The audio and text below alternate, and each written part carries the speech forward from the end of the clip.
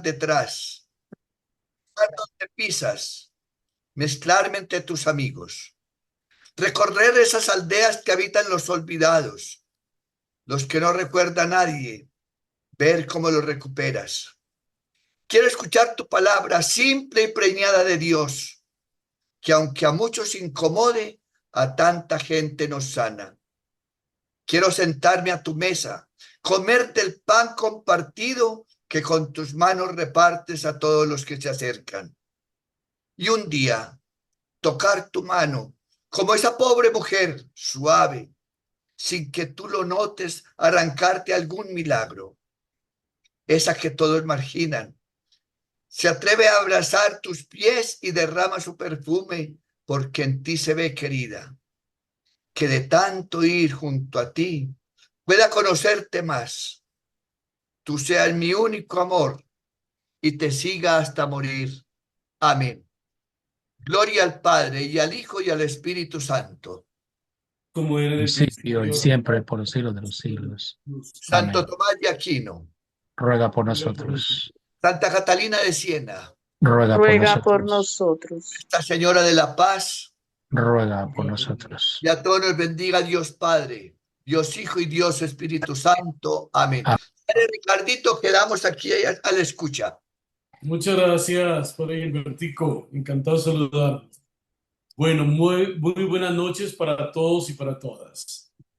En este día queremos trabajar con ustedes, compartir un poco el tema de la espiritualidad trinitaria.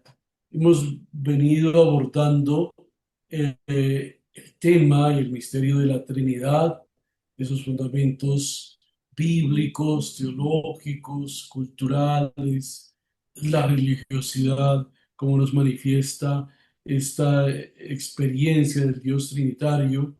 También lo vimos en los Santos Padres, pudimos ver los errores que hay en cuanto a la concepción de la Trinidad, errores o herejías que se dieron desde los orígenes de la reflexión teológica y que hoy cobran vigencia con nuevas expresiones. Por eso es importante que los tengamos presentes para no caer en esto. Hablar de espiritualidad trinitaria, pues, tiene una importancia muy grande, ¿no? ¿Por qué?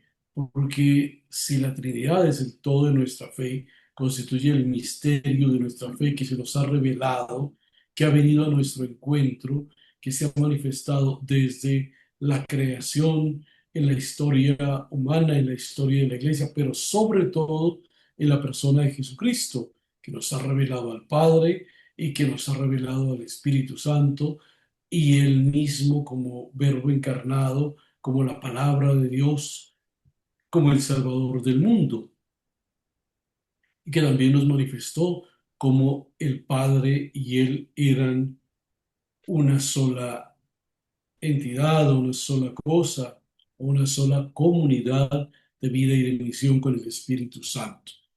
Hablar de espiritualidad, pues, es un tema que es muy común hoy. La gente habla de diferentes espiritualidades, ¿no? Yo soy muy espiritual, es muy espiritual porque hace yoga, porque hace meditación trascendental, porque tiene un maestro que lo guía, porque está en tal búsqueda, porque está en tal iglesia. ¿Qué es la espiritualidad? Definirla en primer lugar.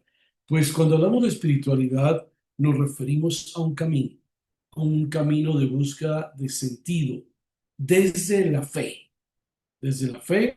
que implica unas convicciones, unas creencias que son meditadas, que son reflexionadas, que no son irracionales ni impuestas, ¿no? Usted crea y ya, ¿no?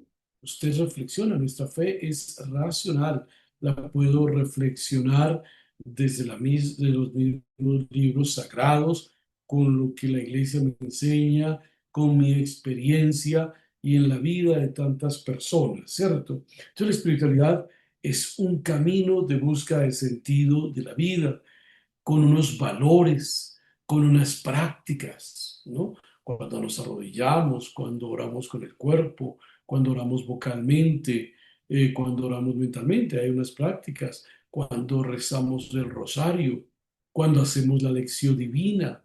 Ahí estamos con unas prácticas espirituales que nos van a llevar o que nos motivan para vivir un encuentro con Dios. He ahí la clave de la espiritualidad.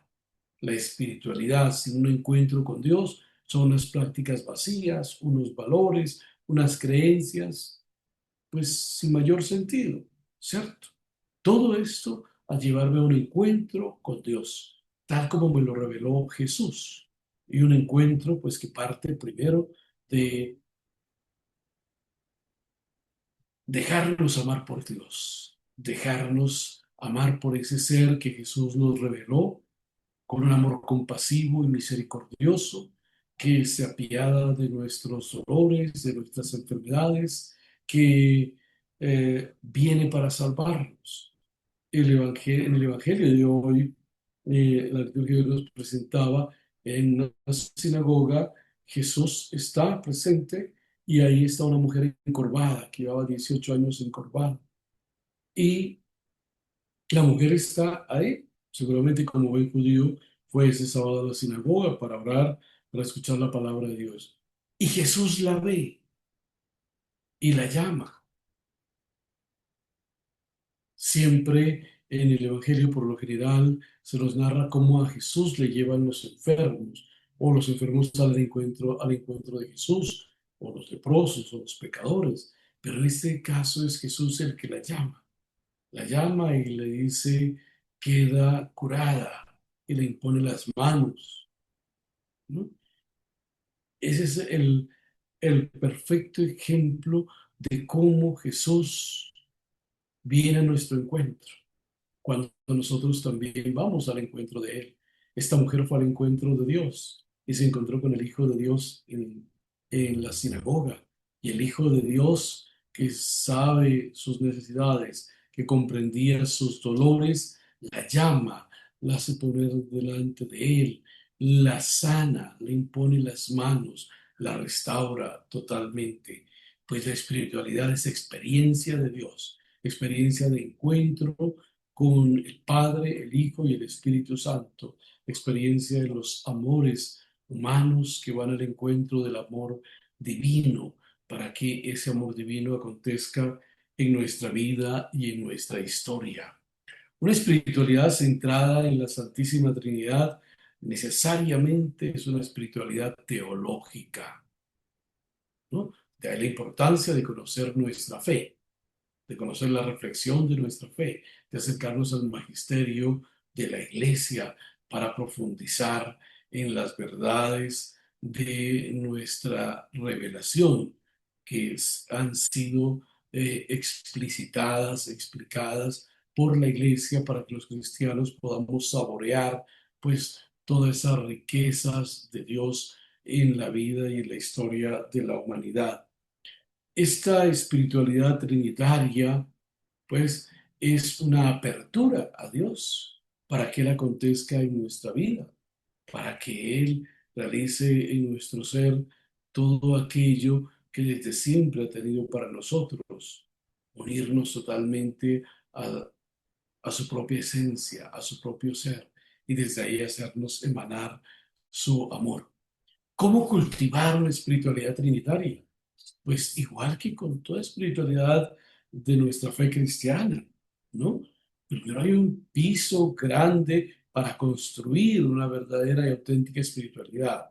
Y es la palabra de Dios. El primer aspecto es la palabra de Dios. Nosotros no podemos quedarnos en visiones. Hoy está muy de moda esto en la vida de la iglesia y en otras espiritualidades. Qué visiones, qué encuentros, qué mensajes. Y a veces esas visiones, encuentros, mensajes reemplazan la palabra de Dios en la vida de los cristianos y los creyentes. A mí me duele mucho ver grupos de personas de muy buena voluntad, muchas, otras con otros afanes de protagonismo, de reconocimiento, y otras también con ciertos afanes económicos, ¿no? Que van manipulando las necesidades espirituales, la búsqueda de sentido, la búsqueda de experiencia de Dios o de salvación de muchas personas en sus necesidades. Nosotros los cristianos tenemos como base de nuestra fe la palabra de Dios. Ahí Dios se nos ha revelado desde el Antiguo Testamento y ha llevado esa revelación a plenitud en Jesucristo en el Nuevo Testamento por la acción del Espíritu Santo en ambos testamentos, pero más planificado pues porque es la definitiva en el Nuevo Testamento. Por eso las palabras, las actitudes, las enseñanzas de Jesús, incluso sus propios silencios, pues son para nosotros una escuela de vida espiritual que hemos de reflexionar, hemos de asimilar. Oramos como Jesús, guardamos silencio como Jesús, pasamos haciendo el bien como Jesús, miramos el mundo, a la humanidad, a la creación con los ojos de Jesús. Por eso la necesidad de ir a la palabra de Dios siempre. En segundo lugar, pues unido a la palabra va a estar todo el componente teológico que la Iglesia nos transmite en las homilías, en los textos que la Iglesia publica de fe, de pastoral y demás, porque están profundamente arraigados en la palabra, en ese misterio de Dios que se sigue manifestando y revelando en la vida y en la historia de la Iglesia, con su tradición y con su magisterio, y se hace más comprensible, más explícito a cada uno de nosotros. Pensemos en el catecismo de la Iglesia Católica. Nos explicita, nos explica muchas verdades de la fe, muchos principios de la fe, y además los aterriza en nuestro contexto actual. Nos permite comprenderlo de una mejor manera y acercarnos a él con mayor familiaridad, ¿cierto? Tres aspectos importantes entonces en uno solo, el de la palabra junto a la teología, pues magisterio y tradición de la Iglesia. En segundo lugar, fundamental tener en cuenta la oración. ¿Cómo ora la Iglesia? ¿Cómo ora la Iglesia en las diferentes celebraciones litúrgicas de los sacramentos, pero también en las oraciones personales y comunitarias? Si vamos nosotros a la liturgia de las horas, ojalá ustedes puedan ver en YouTube la liturgia de las horas explicada, para que la aprendan a orarla. Hay canales de televisión también, valga la propaganda, y de radio, en que, católicos obviamente, en que se oran laudes y vísperas en la liturgia de las horas, dos de las oraciones básicas que están en la liturgia de las horas, ¿cierto? Con otras cinco más oraciones, pero bueno, con laudes y vísperas que se ore, pues se tendrá una riqueza muy grande, que están basadas, tienen como fundamento o como pilar salmos y cánticos que están entre Antiguo y Nuevo Testamento.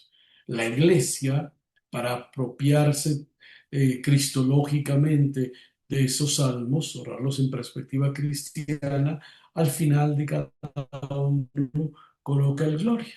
El gloria al Padre, al Hijo y al Espíritu Santo, ¿no? Esto nos permite descubrir que estamos orando con el Hijo al Padre, unidos en la fuerza del Espíritu Santo, porque como dice San Pablo, nadie puede llamar a Dios Abba si no es inspirado por el Espíritu Santo. Tengámoslo presente. Y a ese Abba nos lo reveló Jesús, recordemos, ¿no? Entonces, la oración. Tenemos la liturgia, ¿no? La liturgia. Recordemos que nuestra oración, nosotros dirigimos nuestra oración a Dios Padre por el Hijo en la comunión del Espíritu Santo, ¿no? Es Jesús el único mediador entre Dios y los hombres. La Escritura nos lo dice muchas veces, ¿no? Toda nuestra oración al Padre Celestial va a Jesús y por Jesús al Padre. El Padre, gracia tras gracia y bendición tras bendición.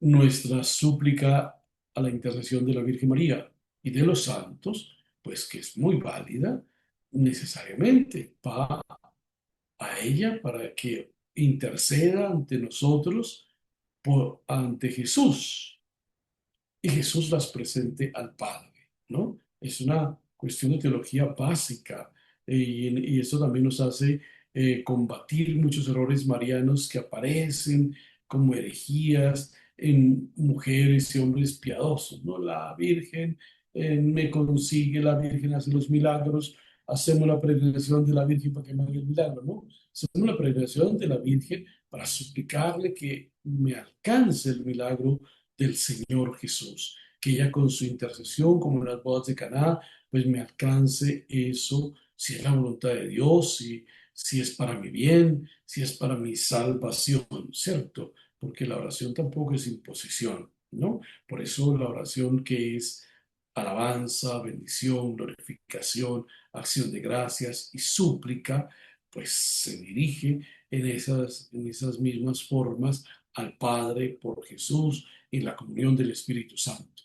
San Pablo también nos dice que debemos pedir al Espíritu Santo que venga en nuestra ayuda a la hora de orar, porque no sabemos pedir como conviene, ¿no? No sabemos pedir como conviene. Por eso necesitamos del Espíritu Santo para que ilumine toda nuestra oración y nuestra súplica, para que Cristo la reciba y la lleve al Padre Celestial. En la liturgia, sobre todo los sacramentos, ¿no? Los sacramentos tienen una connotación profundamente trinitaria. Quienes estuvieron conmigo en el curso de sacramentos recordarán algunos de los aspectos, ¿no? En cada uno de los sacramentos se hace presente la Trinidad, ¿no? Eh, en el bautismo, en los 7, ¿no? De una manera especial, pues el primer sacramento sobre el que construimos nuestra vida cristiana. Somos bautizados en el nombre del Padre, del Hijo y del Espíritu Santo. Ahí somos constituidos hijos de Dios Padre, hermanos, discípulos, testigos del Dios Hijo Jesucristo y templos del Dios Espíritu Santo, que si somos dóciles a Él, nos ilumina y nos guía a lo largo de nuestra vida. Pero cada uno de los sacramentos, en la confesión, el sacerdote siempre dirá: yo te absolvo en el nombre del Padre, del Hijo y del Espíritu Santo. En la confirmación es Dios Padre eh, con el Hijo y por el Hijo, que nos regala el don del Espíritu Santo, ¿no? Para que seamos testigos del reino de Dios que el Hijo anunció en la primera comunión, partiendo de la celebración eucarística. El sacerdote, cuando impone las manos sobre las ofrendas, pues pide al Señor Jesús que ante el Padre, con el Padre, viene el Espíritu Santo para que esas ofrendas se transformen en el cuerpo y la sangre de Cristo, y así tengamos esa vida abundante. En la anáfora final decimos: por Cristo, con Él y en Él, a ti Dios Padre omnipotente, en la unidad del Espíritu Santo, todo honor y toda gloria por los siglos de los siglos. Es bellísimo esto, ¿no? Es el compendio de toda la oración. Por Cristo, con Él y en Él, toda nuestra oración, nuestra súplica, acción de gracias, alabanza, glorificación, la ofrenda de nuestra vida con Él, porque es el sacrificio perfecto, es el santo de los santos, al Padre Celestial, en la unidad del Espíritu Santo, ¿no? Es todo un proceso trinitario en el cual somos imbuidos, ¿no? Somos asumidos, porque somos nosotros los que presentamos con Cristo, es decir, llegamos al Padre por Cristo en la unidad del Espíritu Santo, con nuestra súplica, nuestra acción de gracias, nuestra petición.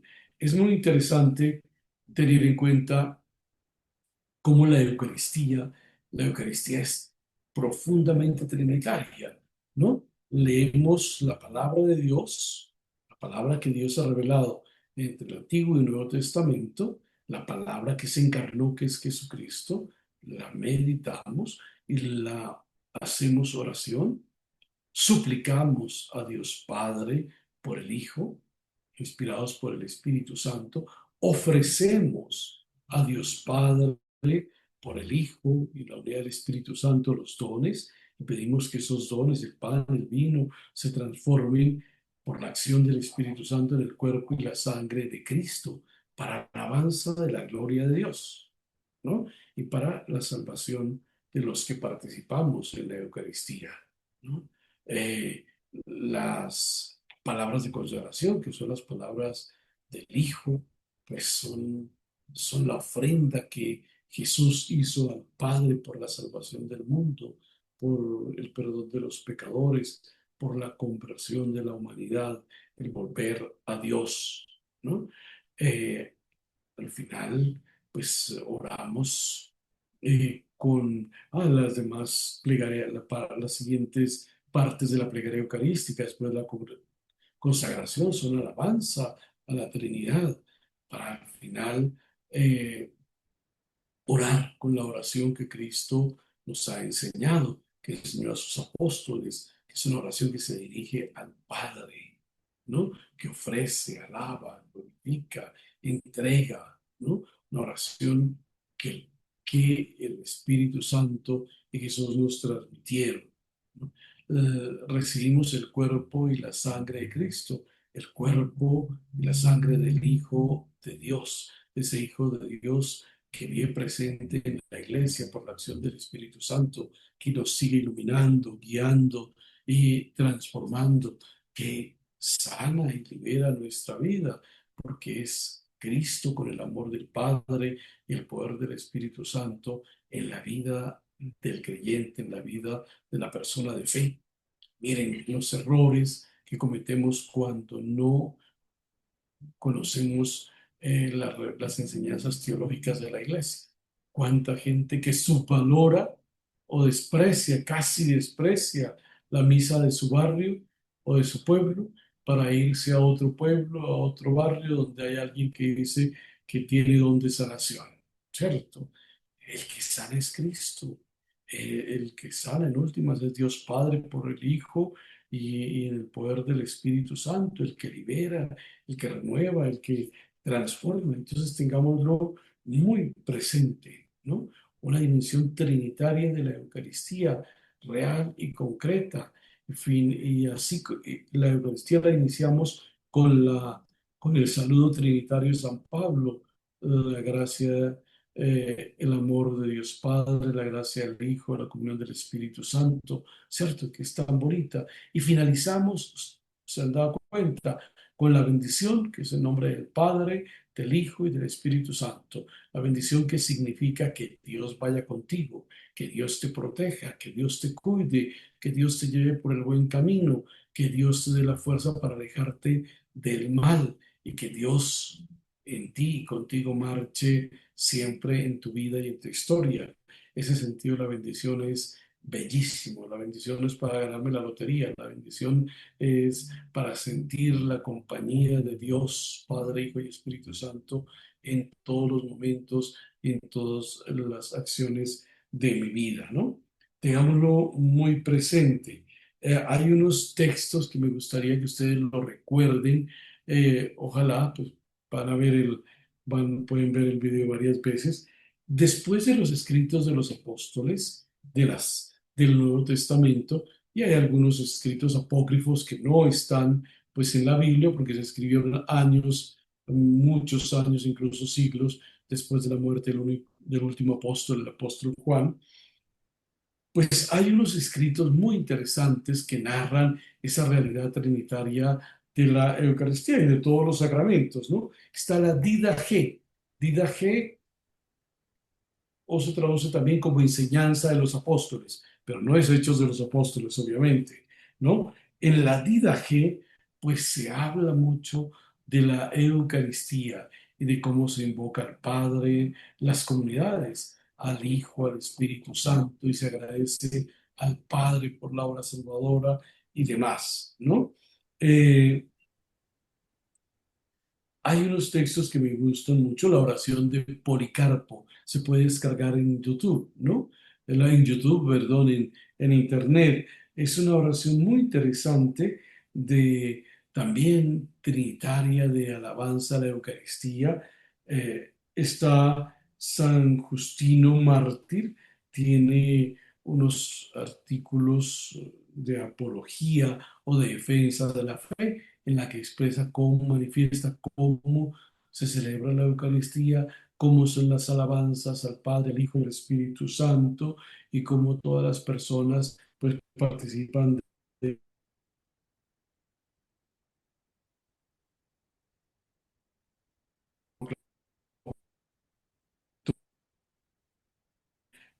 se ha dividido también herejías, pues va a mostrar la presencia trinitaria en los sacramentos, fundamentalmente en la Eucaristía. Orígenes, un gran teólogo de los primeros siglos, también oraciones dirigidas al Padre por el Hijo y en la realidad del Espíritu Santo. Si ustedes que participan en la vida de la iglesia, muchos como catequistas, como ministros, saben el misal que utilizamos para las oraciones y las plegarias eucarísticas en la misa. Cada oración es trinitaria porque se dirige al Padre. Hay necesariamente una mención del Espíritu Santo, pero, pero se finaliza por Cristo nuestro Señor, ¿no? Por Cristo nuestro Señor, desde la oración colecta, la oración de las ofrendas y la oración final, ¿no? Esa parte es muy diciente de la realidad teológica y trinitaria de nuestra Eucaristía en las oraciones, en la plegaria eucarística, en las palabras consagratorias, en el Padre Nuestro, en la bendición final. Todo enmarcado en esto, ¿no? Creo que nos puede servir mucho para nuestro proceso de crecimiento espiritual y para vivenciar mejor cada sacramento y sobre todo la Eucaristía. La misión de la iglesia es otro de los elementos de la espiritualidad cristiana. Todos los bautizados estamos llamados a participar en la vida y misión de la iglesia, no lo olvidemos. Y esa misión es trinitaria, porque anunciamos el reino de Dios que instauró el Hijo Jesucristo y que se va realizando por la acción del Espíritu Santo en cada bautizado, en cada nuevo convertido, en cada persona que vuelve al encuentro del Señor y que le abre su vida, su familia, su corazón para que acontezca ahí ese misterio salvífico del Dios Trinidad. Nosotros, la iglesia nos anuncia a sí misma, no es autorreferencial, no anuncia una serie de tradiciones o de costumbres o de ritos, no, anuncia a el reino de Dios, anuncia a Jesucristo, el Hijo de Dios, que entregó su vida, que murió y resucitó, que vive, que sigue actuando ayer, hoy y siempre de la misma manera, salvíficamente, porque para eso fue enviado por el Padre, y que en la iglesia actualiza todo ese misterio de amor y de salvación en favor no solo de los creyentes, de los bautizados, sino de la humanidad entera. Por eso, también nuestra oración es universal. Oramos no solo por las familias católicas, no solo por los jóvenes católicos, los enfermos católicos, oramos por todos los enfermos, oramos por todos los niños, por todos los ancianos, por todos los pobres, por todas las víctimas de la violencia, la injusticia, la miseria, por el eterno descanso de todos los difuntos, no solo los difuntos católicos, ¿cierto? Eso no tendría ningún sentido en el plan salvador y universal de Dios Padre realizado en Jesucristo. Muy bien, pero esta vida espiritual trinitaria pues tiene unos elementos muy importantes que nos ayudan a construir y a sostener ese proyecto, ese camino de encuentro permanente con el Señor. Jesús decía, si me aman, cumplan mis mandamientos, ¿no? Fundamental para nosotros en nuestra experiencia de fe trinitaria, cumplir los mandamientos de Dios. En Éxodo 20, en Deuteronomio 5, pues está el resumen de todos los mandamientos de Dios, que es las tablas de la ley dadas en piedra, ¿cierto? ¿No? Éxodo 20 y Deuteronomio 5, pero en Éxodo, en Deuteronomio, van a aparecer una infinidad de mandamientos, ¿no? Lo mismo en Levítico, que frente a las relaciones del culto, frente a las relaciones entre los hombres y Dios, frente a las relaciones entre los miembros del pueblo de Israel y de los miembros del pueblo de Israel con otras personas. Por ejemplo, la atención al huérfano y a la viuda, la atención al peregrino, la acogida al peregrino era fundamental, así no sea un peregrino, pues, o un migrante que sea de la misma fe de Israel. Había que acogerlo, había que ayudarlo, había que darle comida, hospedaje, hasta que él siguiera su camino. Cosas muy bellas que a veces se nos ha olvidado a nosotros, ¿cierto? Pero también Jesús, recuerden las palabras de Jesús, decía, sabéis que se dijo en otro tiempo, no matarás, pero yo digo, quien dice estúpido a su hermano ya lo ha matado, ¿no? Sabéis que se dijo no fornicar, pero yo os digo, el que vea con ojos impuros a una mujer ya ha fornicado en su interior. Van a venir todas estas enseñanzas de Jesús que se van a sintetizar en las bienaventuranzas, ¿no? El sermón de la montaña, las bienaventuranzas que las encontramos en Marcos 5, 3, 12, ¿no? Y en Marcos 5, 3, 12, capítulo quinto, versículos 3 al 12, perdón, y en Lucas capítulo 6, versículos 20 al 23. Las bienaventuranzas de Marcos son 8 y las de Lucas son 4. Entonces, pero sí, las de Lucas también sintetizan todas las que aparecen en Marcos, ¿no? Tengámoslo presente. Las bienaventuranzas es el camino de perfección de Jesús. Yo cumplo los mandamientos de la ley de Dios, pero el camino de Cristo es un camino de perfección mucho más grande. Entonces las bienaventuranzas son la síntesis de ese proyecto de Jesús que aparece pues en Mateo 5, el sermón de la montaña. Ténganlo presente cuando puedan, léanse el capítulo 5 de Mateo, el 6 y el 7, que es todo el sermón de la montaña, cuando Jesús prepara a la multitud y prepara de una manera muy especial a los discípulos en ese nuevo orden que Él viene a instaurar, el orden no de la venganza, del odio, ni la destrucción, el orden del pobre, del misericordioso, del pacífico, del que no guarda rencor, del que perdona, ¿cierto? Para llegar también a una expresión muy plena, muy alta de esa vida de fe trinitaria que son las bienaventuranzas, perdón, que son las obras de misericordia, donde Jesús aparece como el pobre, el desnudo, el hambriento, al que muchos eh, dieron de comer, dieron de beber, dieron de vestir, ¿cierto? Y por eso los llama benditos del Padre y los invita a entrar al reino de Dios. Y al que también muchos le negaron esa asistencia cuando él estuvo necesitado.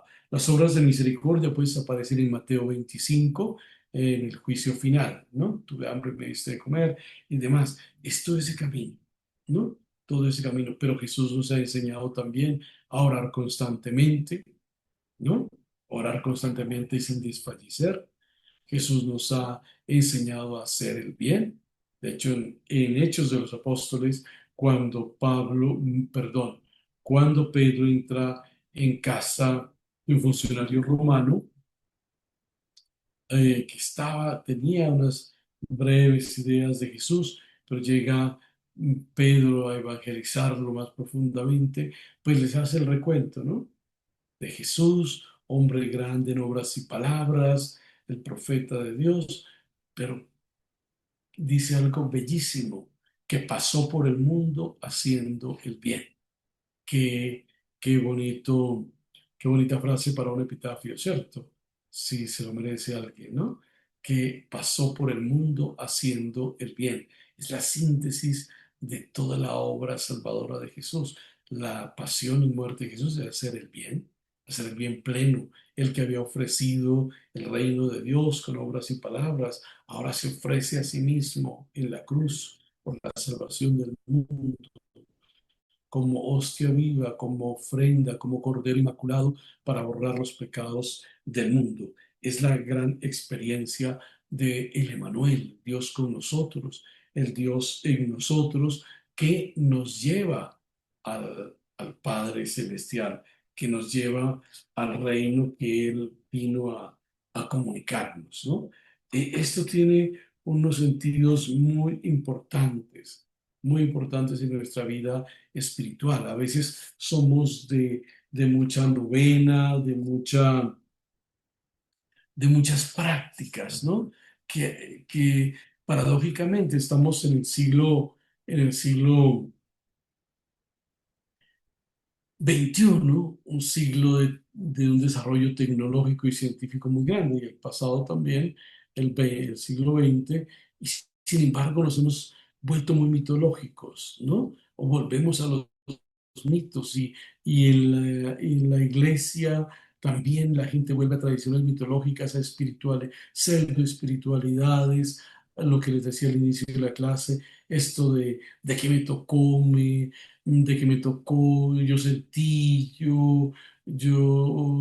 padecí unas sensaciones y demás, eso le gusta mucho a la gente y al lado de esos mitos pues va creándose tradiciones o retomando tradiciones que siglos antes, pues como tradiciones culturales de expresión de la fe, tenían validez. Ya, pues realmente no, ¿cierto? Porque estamos en otro siglo y hay que saber cuáles son los signos y los símbolos que son perennes en la vida de la iglesia, en la celebración de los sacramentos, en nuestra oración.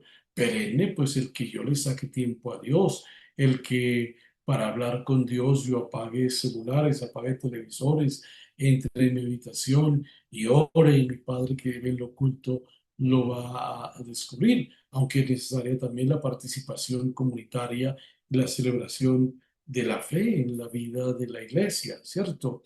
Entonces miren ustedes cómo el centrarnos en Cristo, el centrarnos en la palabra, centrarnos en el magisterio de la iglesia, en lo que nos resume el catecismo, nos permite vivir una espiritualidad bien cimentada, una espiritualidad que no va simplemente por sensaciones y emociones, sino que va por el encuentro con el Señor. El Señor que a su vez viene a mi encuentro. Santa Teresa de Jesús dice dos cosas muy importantes. Cuando ya te buscaba, Señor, sentía que tú me habías encontrado primero. Mire qué lindo, ¿no? Ella estaba buscando al Señor y descubre que Jesús la había encontrado primero, que el Señor la ha encontrado primero. Pero Santa Teresa de Jesús hace 500 años escribió una frase o les enseñaba a sus monjas una frase que es muy interesante. De devociones tontas y de curas amargados, líbranos, Señor. A mí me parece que en este tiempo estamos volviendo a devociones tontas, ¿no?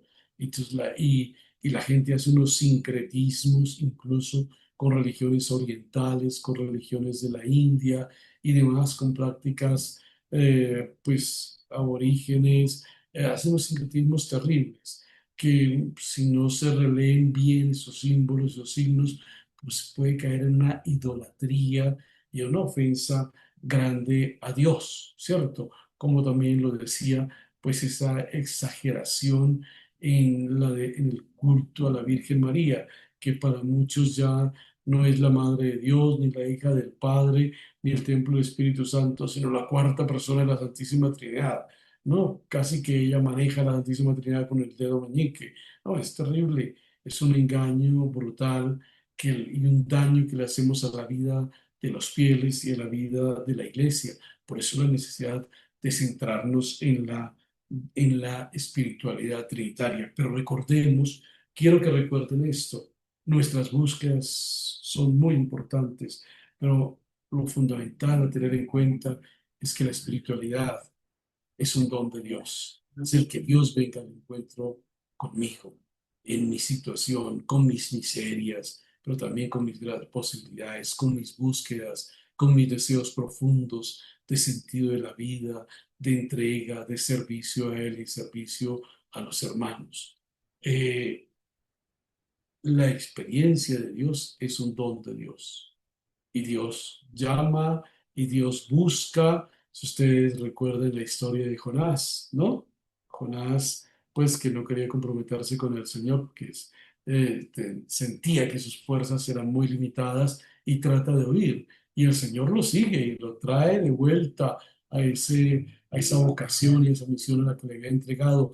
Pero primero, Jonás tiene que vivir una experiencia de Dios, de un Dios que viene a su encuentro, de un Dios que lo prepara, de un Dios también que lo reprende, de un Dios que le dice, tú no puedes huir de mí, ¿a dónde huirás de mi presencia? ¿Cierto? Porque el Señor sabe lo que quiere para él y lo tiene destinado para esa misión. Entonces, así como Jesús en su vida histórica fue al encuentro de comunidades, de personas, pues hoy también viene a nuestro encuentro con el Padre y con el Espíritu Santo y nos permite vivenciar su presencia y nos permite vivenciar también sus silencios, porque en la oración, en la vida espiritual hay silencios, hay épocas de desierto interior, pero sabemos que ahí está el Señor, que Él va caminando con nosotros. Teresa de Jesús tardó 18 años, ya, casi el tiempo de la mujer jorobada, no encorvada, 18 años sin sentir nada, dice ella en su biografía, pero nunca dejó de orar, nunca dejó de asistir a la Eucaristía, nunca dejó de hacer obras de misericordia, nunca dejó de vivir honestamente,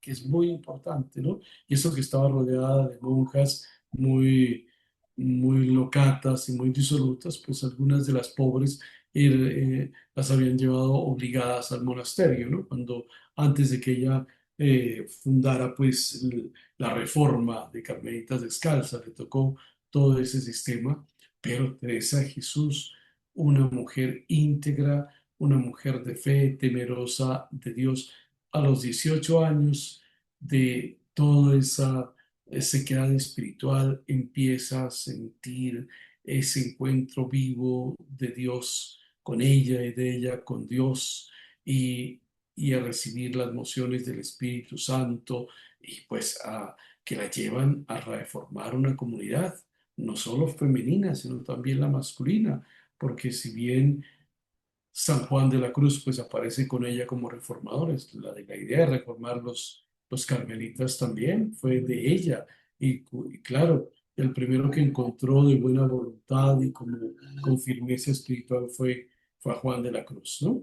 Eh, Muchos santos y santas en la historia de la iglesia pues han tenido este gran amor a la Trinidad.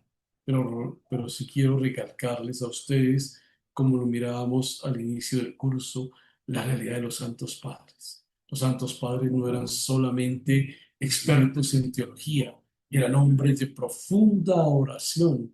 Por eso en los concilios ayudaron a definir y clarificar el misterio de la Trinidad, sus relaciones, sus misiones y las implicaciones que eso tenía en la vida de la iglesia y en la vida de cada persona, ¿no? A veces creemos que el teólogo es simplemente un especialista como el matemático, ¿no? El teólogo es un hombre de fe ante todo, un hombre de experiencia de Dios, y hoy por hoy podríamos decir un místico. Cuando un teólogo logra esa realidad en su vida, logra llegar a ese estándar de la mística, o a esa altura la mística significa que se ha encontrado con el Señor. Algo de eso le pasó a Santo Tomás de Aquino, ¿no? Santo Tomás de Aquino, un gran escritor, un gran maestro, llegó un momento de su vida en que tuvo una experiencia de Dios muy grande, unas visiones con él, e incluso quiso quemar sus libros, porque decía que no eran nada ante el misterio de Dios, ante el misterio de Dios, ¿no?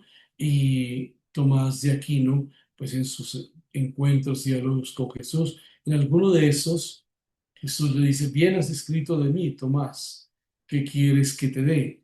Y Tomás le dice, solo a ti, Señor, solo a ti, Señor, porque es su máxima riqueza, he encontrado la máxima riqueza, ¿no? La buscaba en la oración, la buscaba en la reflexión teológica, en la sabiduría que encontraba en la escritura, en otros autores y teólogos, en la filosofía, pero ahora la encuentra en su corazón, ¿no? La encuentra cara a cara y va a descubrir pues que todo ese amor del que habló supera en creces pues la realidad de sentir el amor de Dios, de encontrarse con Jesús.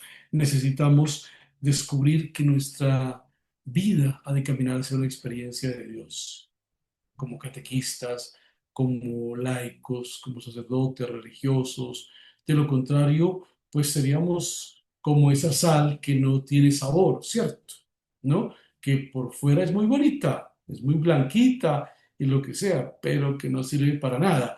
O como dicen las suegras de de los yernos, ¿no? Para tres cosas, para nada y para nada, ¿no? Solo cuando estamos impregnados de esa experiencia de Dios, pues nuestra vida es significativa. Nuestras palabras, nuestros gestos pueden ser palabras y gestos que prediquen. Incluso se predica con el silencio. Uno lo encuentra en grandes místicos, en monjes, en monjas de clausura que están ahí.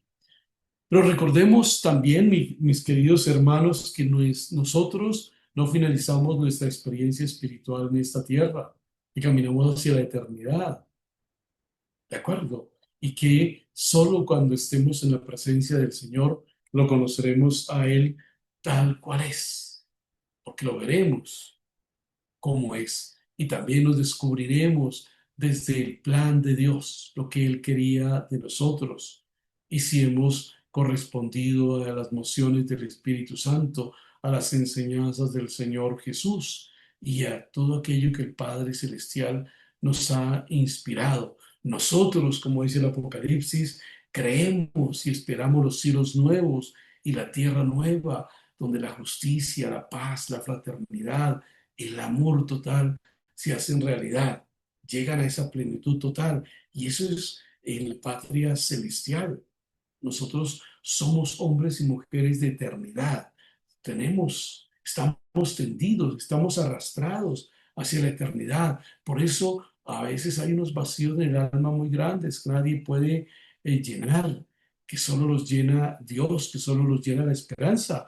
Estamos en el año jubilar de la esperanza y esa esperanza para nosotros, claro, el triunfo del bien sobre el mal, de la justicia sobre la injusticia, de la verdad sobre la mentira aquí en la tierra, así lo buscamos y lo trabajamos, por eso hacemos el bien, por eso denunciamos el pecado, por eso combatimos la injusticia, pero nosotros sabemos que esto aquí es temporal y va a ser imperfecto y que la perfección real se encuentra en la patria celestial, en la gloria de Dios, cuando comprenderemos ese misterio de la Trinidad totalmente, porque estaremos ya imbuidos en Él, estaremos dentro de Él, Él nos habrá asimilado, no por nuestras bondades o por nuestras luchas o sacrificios, no, por su misericordia, porque es un Dios de amor, un Dios que se goza salvando, un Dios que se gloria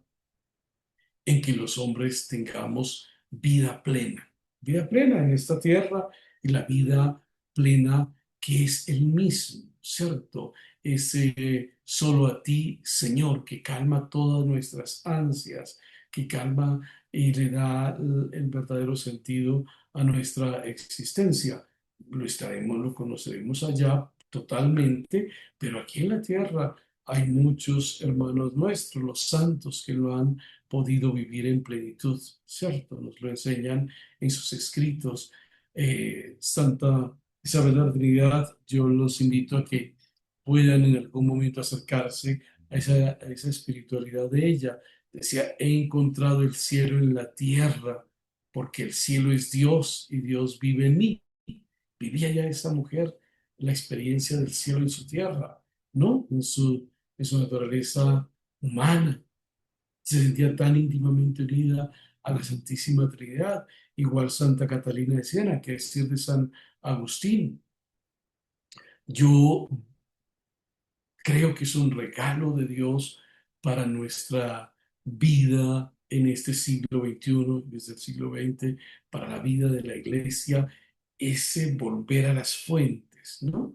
Que desde el Concilio Vaticano II se emprendió, y esta fuente de la auténtica espiritualidad trinitaria, ¿no? Desde la Sagrada Escritura, desde la teología, desde la oración, desde los sacramentos, desde la Eucaristía. Es un don profundo de Dios. Eso fue inspirado por Dios para que los hombres y mujeres de hoy pudiéramos beber de la fuente de la salvación, ¿no? De ese pozo que nunca se seca, que nunca se agota y que siempre está emanando esa vida espiritual. Pues pongámonos en manos del Señor. Eh, Nosotros somos peregrinos.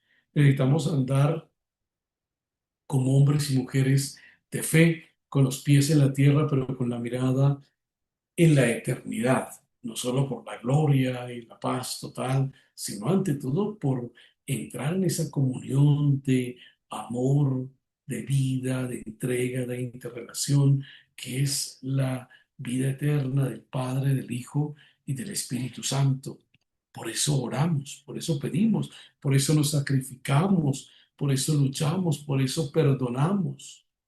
Alguna vez alguien me dijo, le habían matado a sus hijos, y alguien me dijo, yo perdono a los asesinos de mis hijos porque quiero llegar al cielo. Y yo sé que si no los perdono, no voy a llegar al cielo. Eso me llegó al alma, ¿no?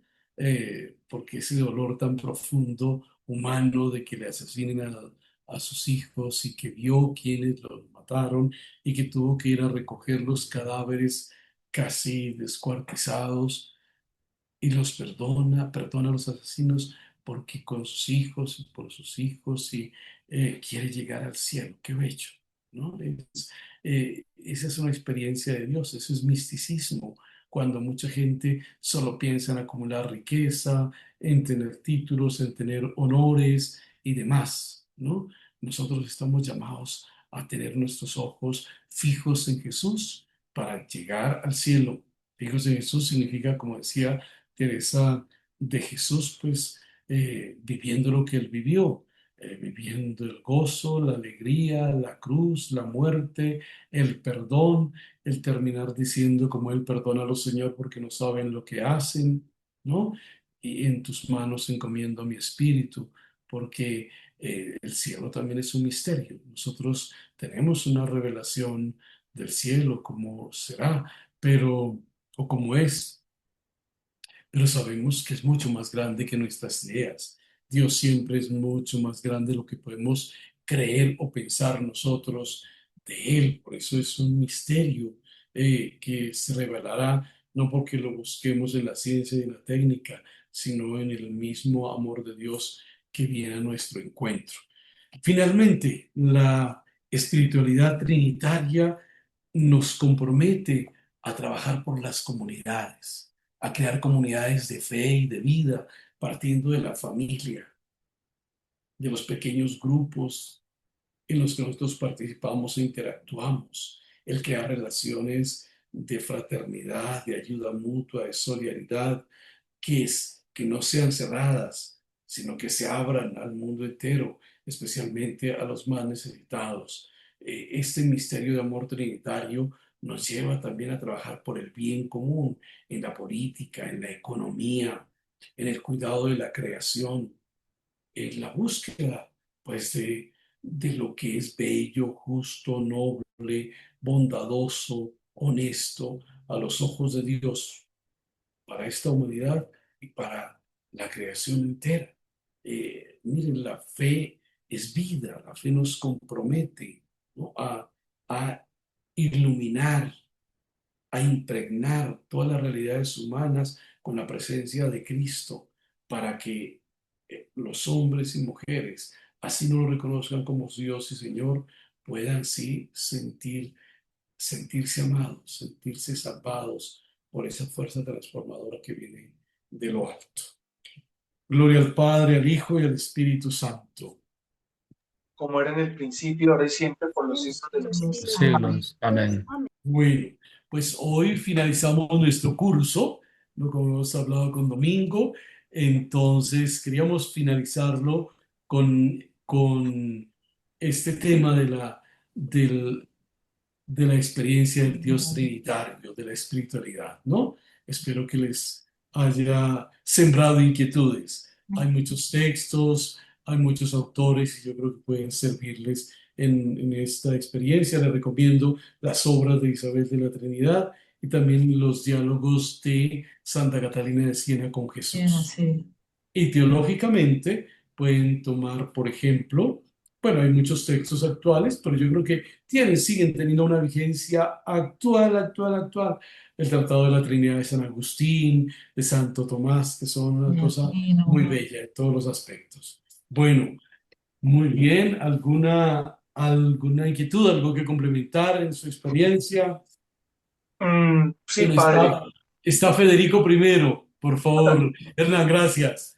Federico, Hernán, Edgar. Federico, buenas noches. No, no está. Federico, no, tiene apagado. Federico, tiene apagado. Entonces, Hernán, por favor. Bueno, ante todo, es un privilegio y un don de Dios contar con sus enseñanzas, padre Ricardo. Yo soy uno de los que en cada curso potencio más mis inquietudes y mis conocimientos. Gracias de verdad por todas estas enseñanzas tan hermosas, tan significativas y tan llenas de vida. Eso por un lado. Me quedo corto en las palabras y no quiero extender.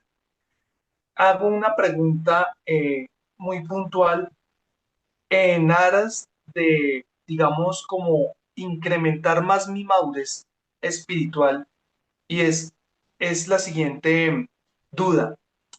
En este momento, de todos los cursos que yo he estado con ustedes y de lo que yo he leído poco o mucho, yo me he dado cuenta, y si me equivoco, mejor porque me corriges tú, es lo siguiente. Hay una tríada, digamos, de conocimientos teológicos que son los 10 mandamientos, eh, la práctica de las obras de misericordia espirituales y corporales y la práctica también de las 3 virtudes teologales. Esa triada, que yo la digo así, no sé si esté bien, genera también o hace parte de la espiritualidad y de la espiritualidad, en este caso también trinitaria. Claro. Toda espiritualidad y todo camino de santidad se construye sobre estos elementos, ¿no? Y las virtudes teologales, fe, esperanza y caridad, pues que son también el vínculo con el Señor, ¿no? El vínculo con nuestra fe, ¿no? Con ¿qué esperamos? Pues el reino celestial y cómo lo vamos construyendo con la caridad aquí, ¿no? Sí, efectivamente. Miren que la vida espiritual se construye sobre unos fundamentos. Es un edificio, ¿no? ¿Cuáles son las bases? Pues los 10 mandamientos. ¿Cuál va siendo el armazón del Evangelio y las bienaventuranzas? ¿Cierto? Claro, eso también tiene unas estructuras, las columnas que serían la fe, la esperanza y la caridad, pero el techo, digamos, de todo ese armazón son las obras de misericordia, que es lo que cubre todo, ¿cierto? Y es como lo que hace florecer esa vida cristiana, ¿no? Bueno, muy bien, gracias. Está Edgar, Edgar Rodríguez. Ya Edgar Y luego Rosmi, Elvin Peña también, antes de Rosmi, Elvin, Edgar, no está. Entonces, Elvin Peña, Buenas noches, queridos hermanos. Buenas buenas noches para noches, todos. Elvin. En una parte usted estuvo hablando acerca de las prácticas que realmente existían quizás anteriormente, pero también hoy día se da lo que es la nueva era, que es una telaraña de prácticas de filosofías contrarias a la vida cristiana. Y también quería resaltar, existe un documento de la iglesia que se llama Jesucristo, portador del agua de la vida, que es muy interesante, que habla acerca de lo que son todas estas prácticas que muchos de nosotros los católicos desconocemos, entre ellas el yoga, el reiki, la acupuntura, muchísimos más, que también veo bueno y válido que nos chequeemos ese documento para así nutrirnos y saber más acerca de esas prácticas que están haciendo en verdad alejar a mucha gente de la iglesia. Muchísimas gracias. Sí, es evidente que necesitamos estar atentos a lo que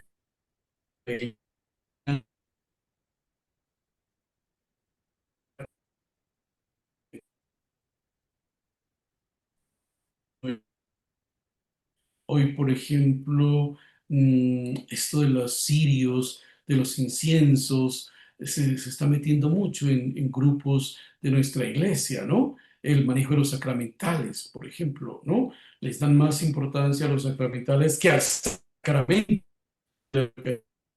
¿no? Por ahí formar para que no caigas de estas tentaciones, digamos, sobre todo porque estamos en una cultura de lo sensual, ¿no? Del tocar, de los símbolos, de los signos, y eso puede ser muy atractivo para mucha gente. Muchas gracias, Elvin. Bueno, Rosmi,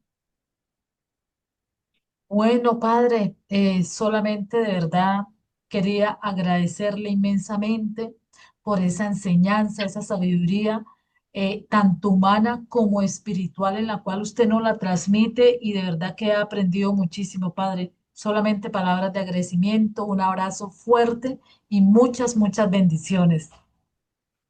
Gracias, padre. muchísimas gracias, Rosmi, y a todos ustedes. Y les pido el favor de que sean multiplicadores de todo lo que hemos compartido, ¿cierto?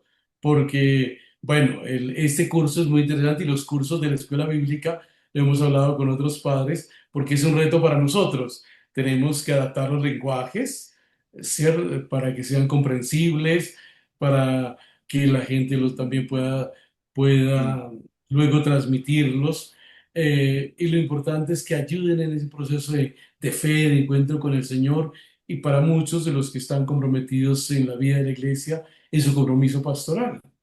¿De acuerdo?